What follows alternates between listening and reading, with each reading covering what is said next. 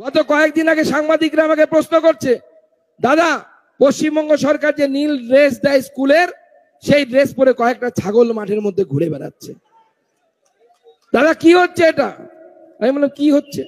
শিক্ষামন্ত্রী জেলের ভেতরে, পর্ষদ সভাপতি জেলে যাচ্ছে, বাইরে আসছে, এখনকার শিক্ষামন্ত্রী জেলের ভেতরে যাবো করছে। যে রাজ্যের শিক্ষা ব্যবস্থা এরকম হয়, সে রাজ্যের প্রাইমারি স্কুল থেকে ভালো ছাত্র বেরোয় না, ওই ছাগলই বেরোবে, ওগুলো ছাগলই ছাত্র, আর ওটাই পশ্চিমবঙ্গ সরকারের শিক্ষা ব্যবস্থা। আর কেন্দ্রের কাছে বড় বড় রিপোর্ট পাঠায় আর বলে আমাদের এখানে সব ভালো আছে, পুরস্কার পাচ্ছি আমরা। আরে পুরস্কার তো তোমরা যে রিপোর্ট পাঠাচ্ছ তার উপরে হবে। মুখ্যমন্ত্রী স্কুলে পাঠাবেন আপনাদের ছেলে মেয়েকে, মাস্টার ভুয়ো, সে মাস্টারমশাই পরীক্ষা দিয়ে আসেনি, পার্থ চট্টোপাধ্যায়ের বান্ধবীর খাটের তলায় টাকা দিয়ে এসছে, সেই মাস্টারমশাইয়ের কাছে পড়বেন। আর আপনার ছেলে পেয়ে পড়াশোনা পারছে না, স্কুল থেকে আসছে কোনো কিছু উত্তর দিতে পারছে না, আপনি ছেলেকে ঠাস ঠাস করে মারছেন, কি পড়ছে স্কুলে গিয়ে?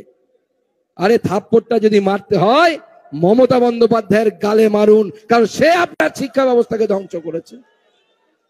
থাপ্পড়টা আপনার ছেলে মেয়ের গালে মারার দরকার নেই।